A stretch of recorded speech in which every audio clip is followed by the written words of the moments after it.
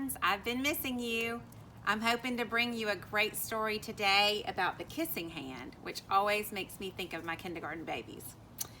This kissing hand is written by Audrey Penn, and it was illustrated by Ruth Harper and Nancy Leake.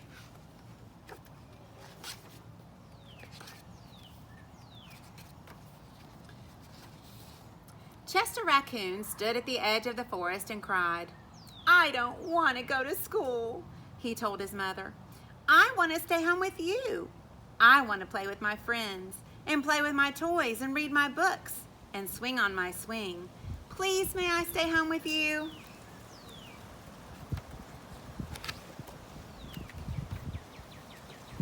Mrs. Raccoon took Chester by the hand and nuzzled him on the ear. "Sometimes we all have to do things that we don't want to do," she told him gently, "even if they seem strange and scary at first. But you will love school once you start. You'll make new friends and play with new toys, read new books and swing on new swings. Besides," she added, "I know a wonderful secret that will make your nights at school seem as warm and cozy as your days at home." Chester wiped away his tears and looked interested. "A secret? What kind of secret?" "A very old secret," said Mrs. Raccoon. "I learned it from my mother, and she learned it from hers. It's called the kissing hand." "The kissing hand?" asked Chester. "What's that?" "I'll show you." Mrs. Raccoon took Chester's left hand and spread open his tiny fingers into a fan. Leaning forward, she kissed Chester right in the middle of his palm. Chester felt his mother's kiss rush from his hand up his arm and into his heart. Even his silky black mask tingled with a special warmth. Mrs. Raccoon smiled. "Now," she told Chester, "whenever you feel lonely and need a little loving from home, just press your hand to your cheek and think, 'Mommy loves you. Mommy loves you,' and that very kiss will jump to your face and fill you with toasty, warm thoughts."